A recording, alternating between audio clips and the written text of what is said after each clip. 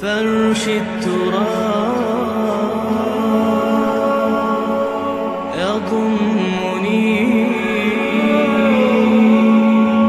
وهو غطاء.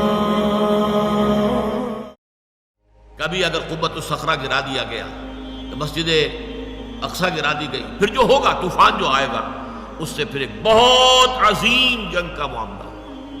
اسے حدیث میں الملحمۃ العظمیٰ کہا گیا، عظیم ترین جنگ. یہ دونوں حدیثیں میرے پاس ہیں، ان کا ٹیکسٹ بھی ہے، ترجمہ بھی ہے، مسلم شریف کی روایات ہیں. لیکن ان جنگوں میں جتنا بڑا نقصان ہوگا جانی، اس کا اندازہ کیجئے. فَيَقْتَتِلُونَ مَقْتَلَةً، پھر وہ ایسی جنگ کریں گے، ایسی جنگ لم یرى مثلها، جو کہ کبھی دنیا میں نہیں دیکھی گئی. کیونکہ ایک واسط علاقے میں بہت بڑی جنگ ہو رہی ہے تو اور بات ہے. جنگ عظیم اول، جنگ عظیم دوم پوری دنیا میں پھیلی ہوئی تھی. یہ ایک مقام پر جو جنگ ہوگی مڈل ایسٹ میں، اور اس کی جگہ جو ہے جو آرمگیڈون کے نام سے جو ہے یہ جو مکاشفات یوحنا ہے اس میں کہا گیا آرمگیڈون، اور حدیث میں آیا الملحمۃ العظمیٰ، عظیم ترین جنگ. یہ لبنان، اسرائیل اور شام، جہاں یہ تینوں ملک ملتے ہیں گولان ہائٹس کے قریب، یہاں در حقیقت اس جنگ کو ہونا ہے، عظیم ترین جنگ. اور یہاں پر یہ تمام نیٹو ممالک جو ہے، معلوم ایسا ہوتا ہے کہ ترکی کو رونتے ہوئے یہ آئیں گے اور یہاں پر آ کر ڈیرے ڈالیں گے، ترکی کو بھی ختم کریں گے. اس لیے کہ استنبول تو ان کی نگاہوں میں کھٹکتا ہے. یہ تو پرانا عیسائی شہر ہے. آج صوفیہ جیسا بڑا گرجا یہاں تھا جو آج مسجد بنا ہوا ہے. ہر یورپی عیسائی کے دل کے اندر جو ہے وہ گویا کہ تیر اس کا لگا ہوا ہے، تیر ترازو ہے.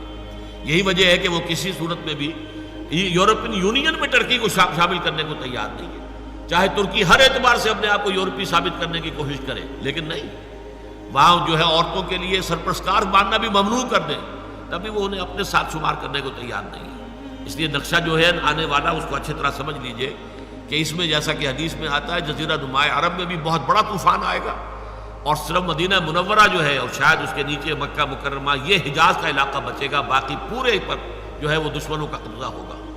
اور یہ تمام ممالک جو ہیں ایران، یہ ترکی اور عراق کا معاملہ، یہ سب کا سب بھی ان کے قبضے میں آ چکا ہوگا. یہ بڑی جنگ ہوگی.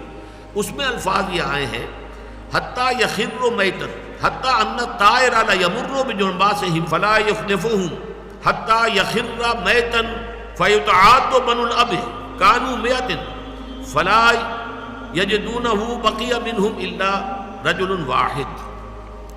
اتنی لاشیں ہوں گی کہ ایک پرندہ اڑے گا، اڑتا رہے گا، اڑتا رہے گا.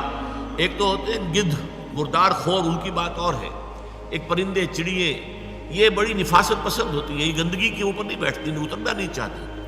لیکن یہ کہ لاشوں سے اور ان کی بدبو سے وہ پورا علاقہ اس بری طریقے سے متاثر ہوگا کہ پرندہ اڑتا جائے گا، اڑتا جائے گا، اڑتا جائے گا، اسے اترنے کی جگہ نہیں ملے گی، یہاں تک کہ تھک کر وہ مر کر مردہ ہو کر نیچے گر جائے گا تو ایک لاش کے اوپر ہی گرے گا. اور اس کے بعد جب گنتی کی جائے گی تو ایک شخص کے 100 بیٹے ہوں گے تو ان میں سے ایک بچے گا. یعنی خاندان مراد ہے. ایک دادا کے فرض کیجئے کہ پوتے یا پردادا کے پڑ پوتے جو ہیں 100 تھے.